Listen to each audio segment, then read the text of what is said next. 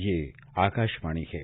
चर्चा का विषय है, कार्यक्रम में प्रस्तुत है बीते 7 वर्षों में स्टैंड अप इंडिया स्कीम की उपलब्धियों पर चर्चा। इसमें भाग ले रहे हैं आर्थिक विश्लेषक डॉक्टर शरद कोहली और आकाशवाणी संवाददाता कमल कुमार प्रजापति। हम आज स्टैंड अप इंडिया योजना की वर्षगांठ मना रहे हैं। ऐसे में इस योजना के बारे में आकलन करना उपयुक्त होगा कि इस योजना में उद्यमियों, खासतौर पर महिलाओं और अनुसूचित जाति, अनुसूचित जनजाति समुदाय से जुड़े लोगों की आकांक्षाओं को किस तरह पूरा किया गया है। इसके साथ ही योजना की उपलब्धियों, मुख्य विशेषताओं और इसके विस्तार पर भी नजर डालना जरूरी है। तो आज हम कार्यक्रम में स्टैंड अप योजना पर विस्तार से बात कर रहे हैं। इससे पहले कि हम आपको आज की चर्चा सुनवाएं, आइए इस बारे में एक विशेष रिपोर्ट सुनते हैं।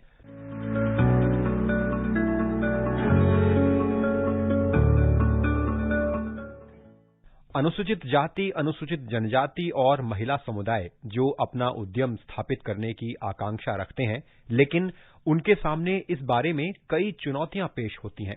इसलिए इन वर्गों के आर्थिक उत्थान के लिए और जमीनी स्तर पर उद्यमशीलता को बढ़ावा देने के मकसद से 5 अप्रैल 2016 को स्टैंड अप इंडिया योजना की शुरुआत की गई थी, जिससे देश में समाज के हर पायदान के व्यक्ति का आर्थिक सशक्तिकरण सुनिश्चित हो सके और वे रोजगार सृजन करके देश की अर्थव्यवस्था में अपना योगदान दे सकें।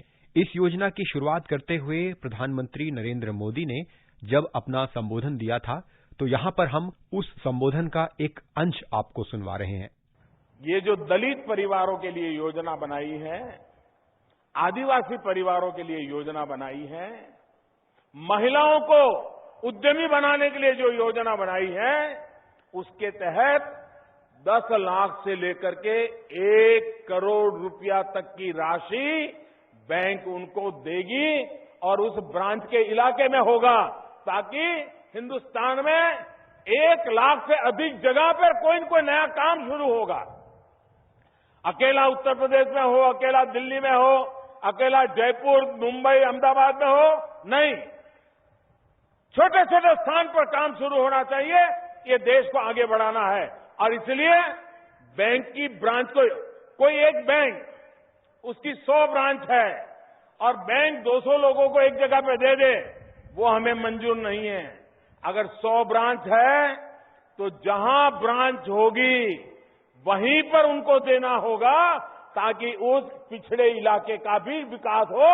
इस योजना के तहत ये किया गया है। मेरे लिए व्यक्तिगत रूप से आज का कार्यक्रम मैं उत्तम से उत्तम कार्यक्रम मानता हूं, क्योंकि मैं देख रहा हूं मेरे दलित भाइयों का, मेरे आदिवासी भाइयों का जीवन में वो बदलाव आने वाला है और समाज में वो सम्मान के साथ जिएंगे और नई पीढ़ी को रोजगार देने की उनमें ताकत आएगी।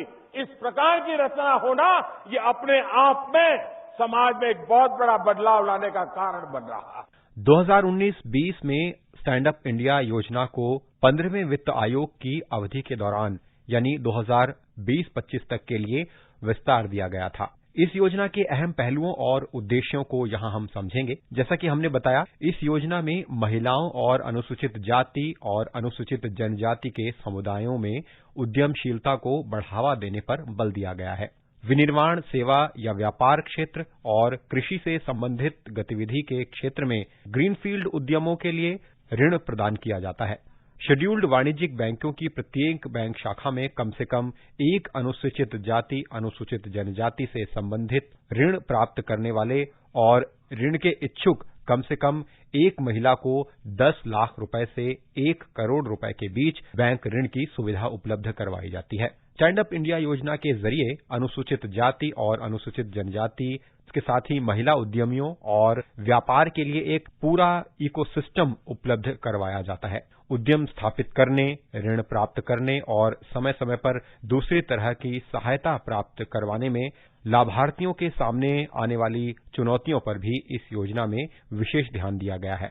इसलिए ये योजना एक ऐसा इकोसिस्टम बनाने का प्रयास करती है जो कारोबार करने के लिए सुविधाजनक और सहायक वातावरण प्रदान करे। ये योजना उद्यम स्थापित करने के लिए ऋण के इच्छुक व्यक्तियों को बैंक शाखाओं से ऋण प्राप्त करने में सहायता प्रदान करती है। ये ऋण शेड्यूल्ड वाणिज्यिक बैंकों की सभी शाखाओं में उपलब्ध है। इस योजना का लाभ 3 संभावित तरीकों से प्राप्त किया जा सकता है। एक तो सीधे शाखा पर जाकर या स्टैंड अप इंडिया पोर्टल जो है www.standupmitra.in इसके माध्यम से या अग्रणी जिला प्रबंधक LDM के माध्यम से। यहाँ ये भी जानना आवश्यक है कि ऋण के लिए पात्र कौन हो सकता है। अनुसूचित जाति, अनुसूचित जनजाति या महिला उद्यमी जिनकी आयु 18 वर्ष से अधिक है, वे ऋण पाने के पात्र होते हैं। योजना के तहत ऋण केवल परियोजनाओं के लिए उपलब्ध होता है। इस संदर्भ में ग्रीनफील्ड का मतलब है विनिर्माण, सेवा या व्यापार क्षेत्र और कृषि से जुड़ी गतिविधियों में लाभार्थी का उद्यम होना चाहिए। ये उद्यम लाभार्थी पहली बार लगा रहा हो, ये भी एक शर्त है। ऐसा इसलिए प्रावधान किया गया है जिससे ज्यादा से ज्यादा नए उद्यमों को अवसर मिल सके। नॉन इंडिविजुअल उद्यमों के मामले में 51% शेयर और नियंत्रण की हिस्सेदारी अनुसूचित जाति, अनुसूचित जनजाति के व्यक्ति या महिला उद्यमी के पास होनी चाहिए। जो लाभार्थी इस योजना के तहत ऋण लेना चाहता है, उसके लिए ये भी प्रावधान है कि किसी बैंक, वित्तीय संस्थान में उसे ऋण न चुका पाने का दोषी नहीं होना चाहिए। इस योजना में ऋण प्राप्त करने वाले लाभार्थी को जमा की जाने वाली अग्रिम धनराशि, जिसे मार्जिन मनी कहा जाता है, उसका हिस्सा 15% तक होना चाहिए।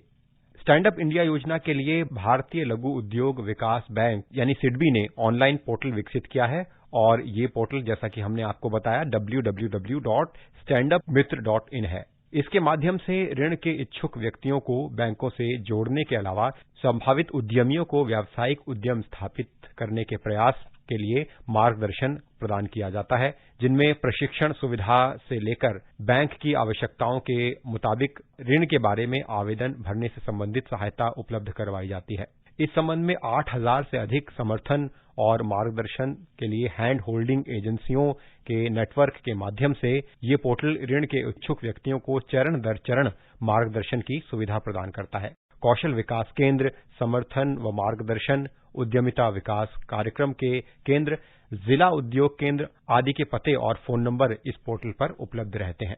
समय समय पर इस योजना को और व्यापक बनाते हुए स्टैंड अप इंडिया योजना में कई बदलाव किए गए हैं। जैसा कि वित्त वर्ष 2021-22 के बजट भाषण में केंद्रीय वित्त मंत्री ने घोषणा करते हुए इस योजना में बदलावों के बारे में बताया था, उन बदलावों के बारे में हम यहाँ जानते हैं। ऋण के इच्छुक व्यक्तियों द्वारा लाई जाने वाली अग्रिम धनराशि मार्जिन मनी, जिसे ऋण प्राप्ति के लिए बैंक में जमा करना होता है, इसकी सीमा को परियोजना लागत के 25% से घटाकर 15% तक कर दिया गया है। हालांकि ऋण के इच्छुक व्यक्ति द्वारा परियोजना लागत का कम से कम 10% खुद के द्वारा योगदान में देना जरूरी होता है।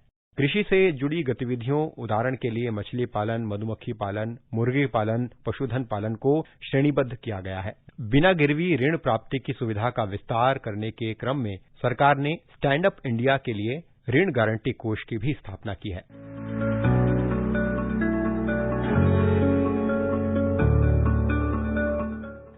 तो आज हमारे साथ स्टैंड अप इंडिया योजना पर चर्चा करने के लिए जुड़े हैं कार्यक्रम में आर्थिक विश्लेषक डॉक्टर शरद कोहली।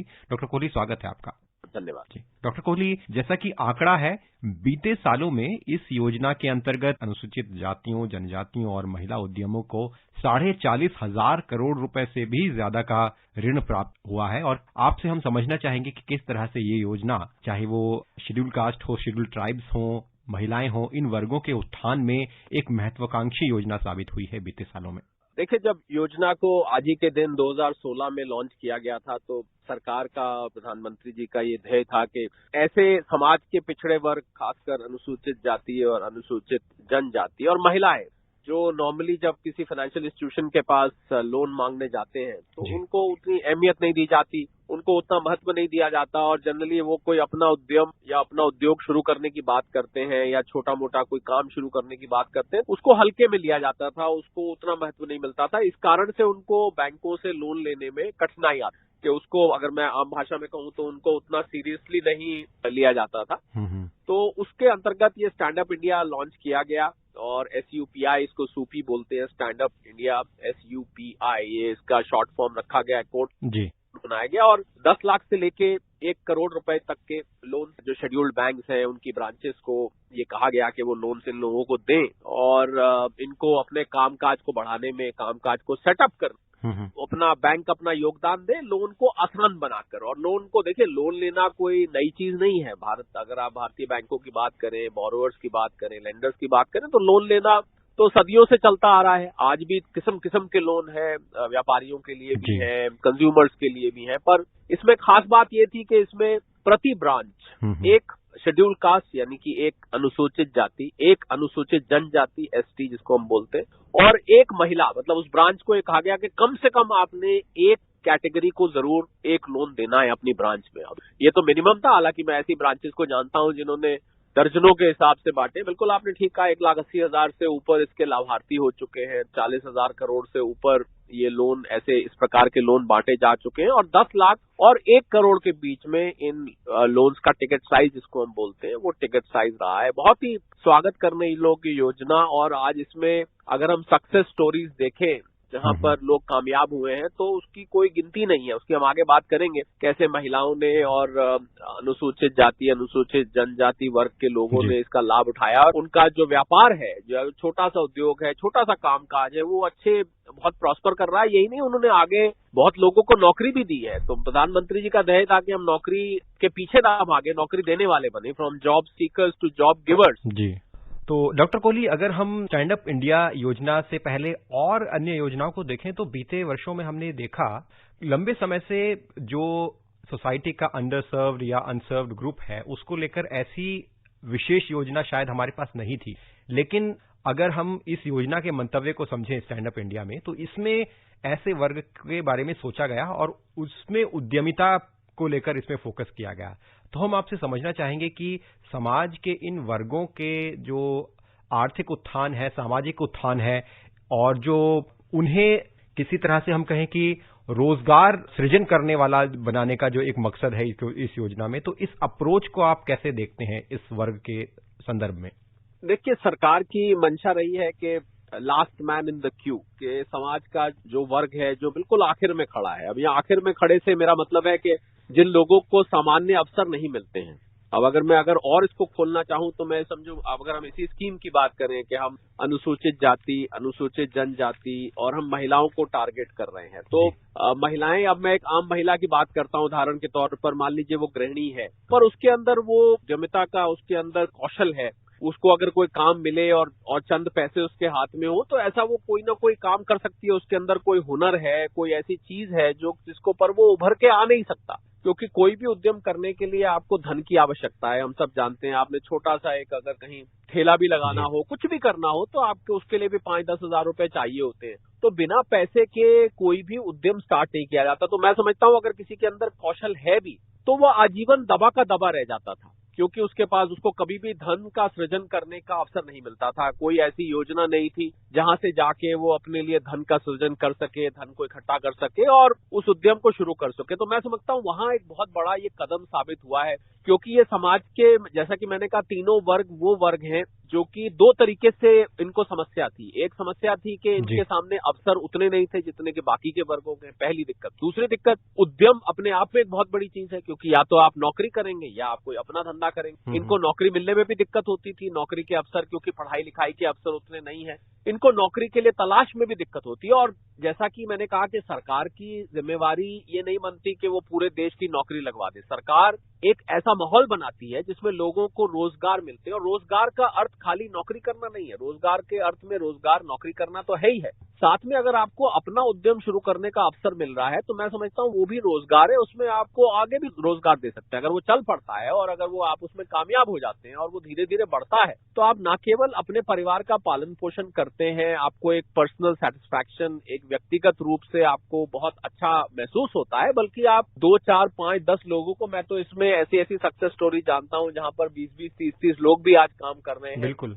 छोटा सा ऋण 24-25 लाख रुपए का लिया स्टैंड अप इंडिया के अंतर्गत, और वो उद्योग बढ़ता बढ़ता आज कुछ करोड़ों तक पहुंच गया। तो मैं समझता हूं कि ये ऐसा एक मार्ग है जो कि अगर आपको वही मार्ग दिखाने वाला इस लोन के माध्यम से मिल जाता है और आपके अंदर वो कौशल है, तो आप उस अपने टैलेंट को, उस कौशल को बहुत आगे तक ले जा सकते हैं और उसको आप आगे दूसरे लोगों को भी नौकरी दे सकते हैं। तो सरकार की जो मुहिम थी कि लोगों को रोजगार देना, लोगों को रोजगार के अवसर देना, तो उसमें यही समझने वाली बात है, खाली वो नौकरी देने से मतलब नहीं था, या हम ये कहें कि सारे देश को सरकारी नौकरी मिल जाएगी, ये संभव नहीं। बिल्कुल। तो लोगों को रोजगार के अवसर का माहौल बनाना, मैं समझता हूँ सरकार का यही दायित्व बनता है, और वहीं पर ये जो स्कीम है ये कामयाब रही है। और बहुत सारे ऐसे लोगों ने इसके छोटे टियर 1, टियर 2 सिटीज में, ग्रामीण इलाकों में, पूरे देश में इसमें सक्सेस स्टोरीज हैं आज 7 साल बाद। हालांकि बहुत ज्यादा समय मैं 7 साल नहीं मानता हूं, अभी बहुत जल्दी है, पर उसके बावजूद स्कीम कामयाब रही है। और क्योंकि कोई भी आप जब उद्यम शुरू करते हैं तो उसका जो जेस्टेशन पीरियड होता है, उसको धीरे धीरे एस्टैब्लिश करने में 2-3 साल तो वैसे ही लग जाते हैं। तो उसमें ठीक है, आप 2-3 साल में कामयाब हुए हैं, 7 साल उस लिहाज से अच्छा है। पर मैं समझता हूं जैसे जैसे ये स्कीम आगे जाएगी, इसमें आपको बड़ी बड़ी कामयाबी की कहानियां सुनने को मिलेंगी, सक्सेस स्टोरी सुनने को मिलेंगी। और ये जो बिजनेस शुरू हो चुके हैं, इनकी आगे उन्नति होनी है। और जिस प्रकार से देश की अर्थव्यवस्था आगे बढ़ रही है, देश को चमकता सितारा, देश को एक ब्राइट स्पॉट, एक shining star world bank, IMF जैसी संस्थाओं ने बताया, तो ये देश की तरक्की की तरफ इशारा है। तो बिल्कुल यही लोग हैं मिलके, इनको मैं MSME कैटेगरी में भी डालता हूं, जो छोटे और मध्यम उद्योग है, ये लोग देश को आगे बढ़ा रहे हैं। आपने जैसा कि कहा कि ये उद्यम देश की अर्थव्यवस्था को आगे बढ़ा रहे हैं, और निश्चित रूप से क्योंकि जब इतनी बड़ी संख्या में लोन प्राप्त हुए हैं, बड़ी संख्या में उद्यम बने हैं, तो न सिर्फ हमारी अर्थव्यवस्था को फायदा हो रहा है, बल्कि जो रोजगार के अवसर हैं वो बड़ी मात्रा में इन उद्यमियों ने लोगों को पहुंचाए हैं। इसी संदर्भ में हम आपसे ये समझना चाहेंगे कि जिस तरह व्यापक स्तर पर इस योजना के तहत ऋण दिए गए हैं और बड़ी संख्या में उद्यम स्थापित हुए हैं, और इन उद्यम में भी हम देखें जैसा कि इस योजना में ये एक तरह से पैमाना है कि ग्रीनफील्ड क्षेत्र में उद्यम स्थापित करने का इसमें प्रोविजन है। साथ में जो मैन्युफैक्चरिंग सर्विसेज और इसके अलावा जो खेती से जुड़े हुए उद्योग हैं उसमें उद्यम स्थापित करने के लिए इसमें एक तरह से प्रोविजंस हैं। तो हम आपसे समझना चाहेंगे कि इन क्षेत्रों में जब इस तरह से बड़ी संख्या में उद्यम स्थापित होंगे और समाज के महिला, अनुसूचित जाति, अनुसूचित जनजाति जैसे वर्ग सामने आकर ऐसे उद्यम स्थापित करके देश की अर्थव्यवस्था में एक नया अपना योगदान निभाएंगे, कैसे आगे आने वाले समय में इस तरह की योजना से हमारी अर्थव्यवस्था में एक सकारात्मक रुख और ज्यादा देखने को मिलेगा? देखिए, जो सबसे बड़ा मैं इसमें लाभ देखता हूं वो मैं देखता हूं इंक्लूसिव ग्रोथ। जैसा कि मैंने कहा कि समाज के कुछ वर्ग, हमने देखा वर्ग बहुत आगे बढ़ जाते हैं, कुछ वर्ग इतना नहीं बढ़ पाते, तो उसको हम इंक्लूसिव ग्रोथ नहीं कहते। इंक्लूसिव ग्रोथ वहां होती है जहां समाज के सभी वर्गों को सामान्य अवसर मिले।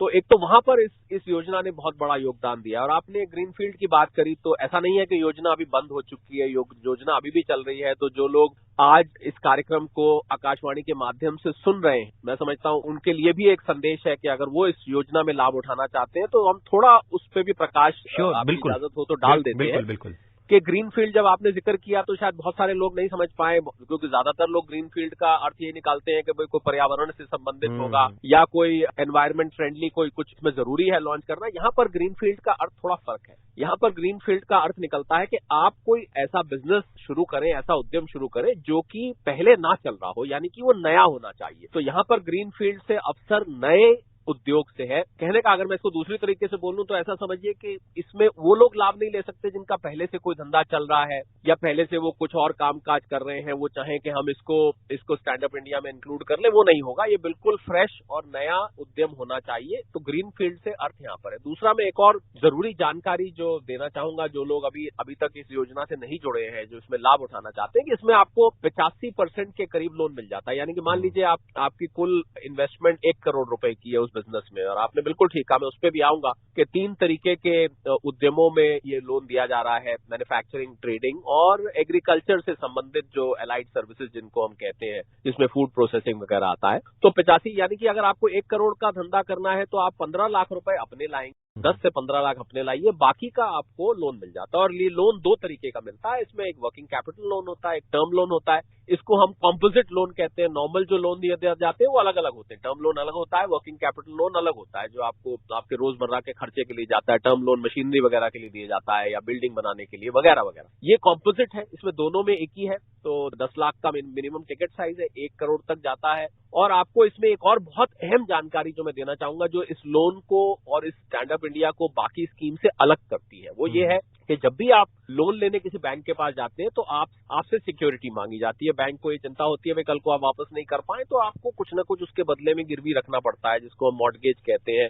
हाइपोथिकेशन कहते हैं, बहुत सारे नामों से जाना जाता है, जिसको हम कोलेटरल सिक्योरिटी। यहाँ पर जो आप उद्यम शुरू करना चाह रहे हैं वो आपका प्राइमरी सिक्योरिटी बन जाता है। ठीक है, आपको जिस पर्पस के लिए लोन दिया गया है बिजनेस का, वो ठीक है, वो प्राइमरी सिक्योरिटी हो गई। कोलेटरल सिक्योरिटी यानी कि एक एडिशनल चीज जो आप मान लीजिए जिसमें आपकी प्रॉपर्टी या आपकी किसी ऐसी जायदाद रखी जाती है बैंक के पास, अगर आपके पास वो नहीं है तो इसमें क्रेडिट गारंटी के रूप में क्रेडिट गारंटी फंड बनाया गया है स्टैंड अप इंडिया के लिए, जिसको credit guarantee fund for stand up India बोला गया है। उस फंड में से कोलेटरल सिक्योरिटी सरकार की तरफ से गारंटी मिल जाती है, यानी कि कोई ऐसा महिला, कोई ऐसा अनुसूचित जाति का व्यक्ति, कोई ऐसा अनुसूचित जनजाति का व्यक्ति जिसके पास पूरा टैलेंट है, उसके पास अपने धन भी है, 10-15 लाख रुपए है, और वो मान लीजिए 1 करोड़ का लोन चाहता है, तो वो पर उसके पास कोलेटरल सिक्योरिटी नहीं है, तो वो इस फंड में से उसको कोलेटरल सिक्योरिटी दे दी जाती है। और यही चीज इस स्कीम को बाकी के लोन से अलग बनाती है, क्योंकि बहुत सारे लोग ये पूछते हैं, साहब ये लोन देने वाली स्कीम तो ये तो बैंक कब से देते आ रहे हैं, आज भी देते हैं, अनेकों स्कीम से, जैसा मैंने शुरू में कहा।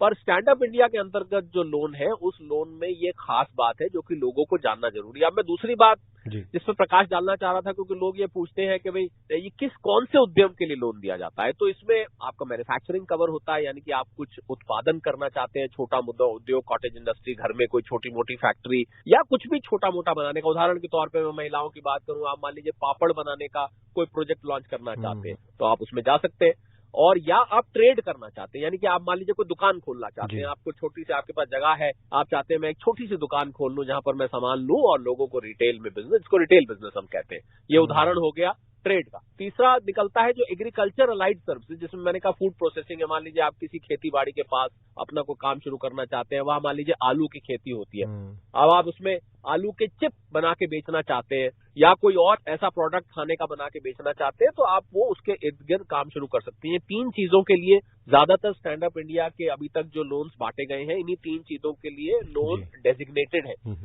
तो ये इसमें बहुत अहम और समझने वाली बात है।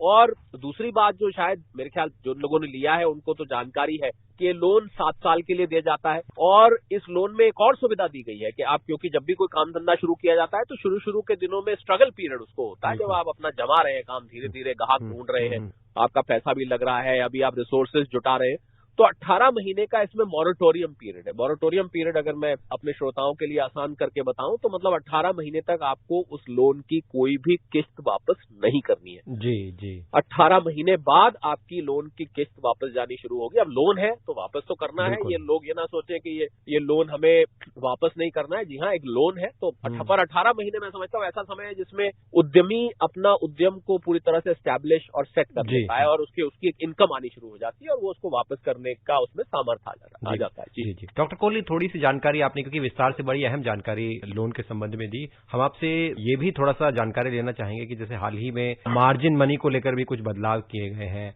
और एक बात तो ये आपसे जानना चाहेंगे, दूसरी बात ये कि लोन देना ये तो एक पहलू है ही इसका, लेकिन साथ में जिस तरह से इसमें व्यापक स्तर पर ऋण देने के साथ साथ जो गाइडेंस और स्किलफुल बनाने के लिए और ऋण लेने तक जो संघर्ष होता है उसको आसान करने के लिए भी कई प्रावधान हैं, कई एजेंसियां और संगठन इसमें काम करते हैं जो ऋणदाताओं की सहायता करते हैं, उन्हें समर्थन देते हैं। तो इन 2 पहलुओं पर भी अगर आप जानकारी देना चाहें। बहुत ही अहम मुद्दा उठाया है, क्योंकि ये खाली ऋण देना नहीं है कि आपको बैंक ने ऋण दिया और उसके बाद बस आपको बैंक को किस्तों से मतलब है या सरकार की स्कीम को किस्तों से मतलब है, ऐसा नहीं है। आपने बिल्कुल ठीक कहा। स्टैंड अप मित्र करके एक पोर्टल लॉन्च किया गया है जिसमें ऐसे उद्यमियों को बहुत सारी संस्थाओं से जोड़ने का प्रयास किया गया है। डिस्ट्रिक्ट इंडस्ट्री एसोसिएशन है, बहुत सारी ऐसी संस्थाएं हैं जहां से वो स्टैंड अप उद्यमी मदद ले सकते हैं, उनसे सलाह मशवरा कर सकते हैं। मान लीजिए उनको उदाहरण के तौर पर नए कस्टमर्स ढूंढने में दिक्कत आ रही है, या उनको कोई किसी चीज की सप्लाई कहां से ले इसमें दिक्कत आ रही है, या कोई और रजिस्ट्रेशन कहीं उन्होंने टेंडर भरना है या कहीं पर ऑर्डर के लिए अप्लाई करना है, उनको रजिस्ट्रेशन में दिक्कत आ रही है। इन सब समस्याओं का समाधान के लिए स्टैंड अप मित्र करके जो पोर्टल है वो स्टैंड अप इंडिया वाले लोगों के लिए ही है, जो लोग स्टैंड अप इंडिया के लाभार्थी हैं उनके लिए है। वो इस पोर्टल पर जाकर और इन एजेंसी से उनका संपर्क स्थापित हो जाता है और उनके लिए काम आसान हो जाता है, बजाय इसके कि वो 10 जगह ढूंढते रहे कि भाई ये कहां से कराएं, वो कहां से कराएं। ऐसा कुछ करने की जरूरत नहीं। आप स्टैंड अप मित्र पोर्टल पे जाइए और आपको ये सारी की सारी सुविधाएं, सारी की सारी एजेंसी से आपको जोड़ दिया जाएगा तुरंत। और मैं समझता हूँ ये बात इस स्कीम को औरों से अलग बना देती है। फिर वही बात आती है कि भाई एक लोन स्कीम ही तो है, तो उसका देखिए अब इतनी सारे हमने फीचर्स बताए जो इसको एक आम लोन स्कीम से, बैंक की लोन स्कीम से भिन्न कर देते हैं। बिल्कुल। और ये एक बहुत बड़ा फीचर है कि आपको एक हैंड होल्डिंग मिल रही है। ये नहीं कि खाली लोन दे के बस आपको छोड़ दिया कि आपने हल्का सा तैरना सीखा और आपको पानी में डाल दिया, ऐसा नहीं है। आपके साथ जब तक आप पूरा नहीं तैर पाएंगे तब तक आपके साथ बकायदा एक कोच रहेगा। इसको मैं एक एनालॉजी की तरह से या एक उदाहरण के तौर पे अगर सुनाओ, एग्जाम्पल देके, तो कुछ इस प्रकार से होगा, जब तक आप पूरी तरह से एक्सपर्ट नहीं हो जाएंगे तब तक आप स्टैंड अप मित्र पे ये मदद ले सकते हैं। और मार्जिन मनी की आपने बात करी, जैसा कि मैंने कहा कि 10 से 15% आप अपना पैसा इसमें डालते हैं, बाकी का सारा पैसा आपको स्टैंड अप इंडिया स्कीम के अंतर्गत बैंक से मिल जाता है। और जो शेड्यूल्ड बैंक्स हैं उनकी ब्रांचेस को इसके लिए ऑथराइज किया गया है, जो कि बड़ी आसानी से आपसे ज्यादा सवाल जवाब नहीं किए जाते हैं। नॉर्मली लोन लेने वाले से अगर जो स्कीम के अंतर्गत आ रहा है उसका पूरा प्रोफाइल बना के, ये देख के कि उसके अंदर कितना कौशल है, उसकी वायबिलिटी क्या है, बैंक ये सब देखते हैं। ऐसा भी नहीं है, लोग ये भी ना समझे कि भाई आंख पे पट्टी बांधकर अगर हम अनुसूचित जाति के हैं या अनुसूचित जनजाति के हैं या महिला हैं तो बैंक आंख पे बस पट्टी बांधेगा और कहेगा अब मैंने स्टैंड अप इंडिया नाम लिया तो भाई वो लोन दे देगा। ऐसा नहीं है। देखिए, आपका जो बिजनेस का आइडिया है वो आप बैंक को बताएंगे कि मैं ये दुकान खोलना चाहती हूँ या चाहता हूँ, मैं ये ट्रेडिंग का काम करना चाहती हूँ, मैं छोटा सा एक उद्योग घर में लगाना चाहती हूँ या चाहता हूँ, तो बैंक उसकी बकायदा वायबिलिटी स्टडी करेगा, बैंक आपको मदद पूरी करेगा। ऐसा नहीं है कि बैंक कहेगा नहीं साहब आपका ये तो काम नहीं चलेगा, पूरी मदद करेगा, आपके साथ सहयोग देगा। क्योंकि और इसका इंटरेस्ट रेट, बहुत बड़ी बात आती है कि आखिर ये लोन कितने इंटरेस्ट रेट पे दिया जाता है। तो MCLR जो मार्जिनल लेंडिंग रेट होता है उससे 3% उसमें जोड़ के, और मेन मुद्दा ये है कि जो लोएस्ट लेंडिंग रेट होगा उस पर ये लोन दिया जाएगा। अब आजकल जैसे ब्याज की दरें बहुत बढ़ गई हैं, तो ब्याज की दरें तो जो बिजनेस के लोन्स हैं वहां पर आजकल 12, 13, 14% तक भी पहुंच गई। पर उसमें जो सबसे कम रेट होगा, क्योंकि सरकार की मंशा है कि इन उद्यमियों को हैंड होल्डिंग करके और इनका धंधा स्टैब्लिश किया जाए, क्योंकि अगर आपकी फाइनेंस की कॉस्ट यानी कि लोन की जो आपकी लागत है बहुत ज्यादा हो जाएगी तो लाजमी बात है आपका जो प्रॉफिट है, जो आपकी बचत है वो कम हो जाएगी। तो इस वजह से सबसे कम रेट पर उनको ये लोन दिया जा रहा है और बहुत फ्रेंडली टर्म्स पे लोन दिया जा रहा है, जिससे कि उनको आसानी से मिले, उनको सस्ता मिले और उनको साथ साथ सरकार का सहयोग भी मिले और उनको बाकी संस्थाओं से भी आसानी से जोड़ा जा सके, उनको मॉरेटोरियम भी साथ में मिले, उनको रीपेमेंट टर्म्स भी आसानी से मिले। और सबसे ऊपर मेरे हिसाब से जो सबसे ऊपर बात वो ये है कि बगैर ये देखे कि वो समाज के किस वर्ग से आते हैं, क्या वो समाज के ऐसे वर्ग से आते हैं जहां पर उनको कभी भी प्रेफरेंस नहीं दी जाती थी, ऐसा अब बिल्कुल नहीं है। कोई महिला है और अगर आप मुझे इजाजत दे तो मैं अगर उदाहरण की बात करूं, जिन महिलाओं ने और अनुसूचित जाति और जनजाति के लोगों ने कामयाब प्रोजेक्ट इसके अंदर लॉन्च किए, उसमें मधुमक्खी पालन है, उसमें ग्राउंडनट ऑयल है, मूंगफली के तेल को निकालने का है, बहुत सारे हर्बल एक्सट्रैक्शंस हैं, हर्बल साबुन आजकल बहुत चलते हैं, तेल, शैम्पू जो हर्बल ऑर्गेनिक होते हैं उससे संबंधित लोगों ने, महिलाओं ने बहुत सारे प्रोजेक्ट लगाए हैं, मिनरल ग्राइंडिंग के प्रोजेक्ट्स हैं। और इन सब प्रोजेक्ट्स में देखिए खासियत क्या है कि इनमें आपको कैपिटल, इतनी बड़ी मशीनरी नहीं चाहिए कि आपका 1 करोड़ से ऊपर चला जाए। तो जल्दी 1-2 करोड़ की रेंज में, क्योंकि कुछ उन्होंने बैंक से ले लिया और कुछ अपनी तरफ से लगा दिया, उनके परिवार वालों ने लगा दिया, ऐसे भी केसेस देखने को मिले हैं। अब ऑयल को ग्राइंड करना है, फ्रूट के जैम्स बनाने हैं, केचप बनानी है, स्क्वॉशेस बनानी है, या मसालों को ग्राइंड करने का ले सकते हैं, क्योंकि मसालों में मिलावट होती है तो लोग प्रेफर करते हैं कि भाई हाथ से पिसे हुए मसाले तरीके से पिसे। छोटे छोटे गारमेंट मैन्युफैक्चरिंग है, आपने बच्चों के कपड़े या बड़ों के कपड़े, छोटी सी अपना सिलाई मशीन एक लगाई और एक फैक्ट्री सी बना के आप उसमें कपड़े बना के बेचने लगे। प्रिंटिंग का काम है और दुकानों की तो कोई अंत ही नहीं है कि छोटी छोटी दुकानें, जो सबसे मुझे लगता है सरल है कि आपको कोई जगह है तो आप दुकान में सामान रखिए, उस इलाके की जरूरत के हिसाब से आप वो सामान लीजिए और उस सामान को जो रिटेल मार्जिन होता है वो आप अपनी जेब में डालिए। तो मुझे लग रहा है ये ऐसे काम है जो कि महिलाएं बहुत आसानी से खासकर कर सकती है। और आजकल तो खैर मैं तो महिलाओं को किसी से कम नहीं समझता हूँ। आजकल हमारी महिलाएं उड़ान भर रही हैं, आकाश से लेके पाताल तक सब जगह महिलाओं का रोल दिख रहा है। तो मैं तो पहली बात तो मैं महिलाओं को पिछड़ा वर्ग नहीं मानता हूँ, पर फिर भी भारत में क्योंकि सामाजिक सिस्टम ऐसा है कि अगर कोई महिला जिसको सामान्य अवसर नहीं मिल रहा है वो स्कीम के अंतर्गत आगे आके पूरी तरह से अपने कामयाबी के मार्ग पर अग्रसर हो सकते। बिल्कुल, निश्चित रूप से बहुत अहम जानकारियां डॉक्टर कोहली आपने दी हमारे श्रोताओं को। और निश्चित ही इस तरह की योजना से जहां एक तरफ जो समाज के विशेष वर्ग हैं उनका उत्थान तो होता ही है, लेकिन साथ में देश की अर्थव्यवस्था भी एक नई गति पकड़ती है, क्योंकि ऐसी योजना के माध्यम से आर्थिक सामाजिक विकास पूरी तरह से सुनिश्चित होता है। आप कार्यक्रम में जुड़े और इतनी महत्वपूर्ण जानकारियां हमारे साथ साझा की, बहुत बहुत धन्यवाद। धन्यवाद। अभी आप सुन रहे थे बीते 7 वर्षों में स्टैंड अप इंडिया स्कीम की उपलब्धियों पर चर्चा। इसमें भाग ले रहे थे आर्थिक विश्लेषक डॉक्टर शरद कोहली और आकाशवाणी संवाददाता कमल कुमार प्रजापति। ये कार्यक्रम आकाशवाणी के समाचार सेवा प्रभाग द्वारा प्रस्तुत किया गया। इसे आप हमारे mobile app news on AIR और YouTube channel news on AIR official पर भी सुन सकते हैं। इस कार्यक्रम के संबंध में अपनी प्रतिक्रिया आप हमें ईमेल या व्हाट्सएप के माध्यम से भेज सकते हैं। ईमेल का पता है airnsttalks@gmail.com और व्हाट्सएप नंबर है 9289094044।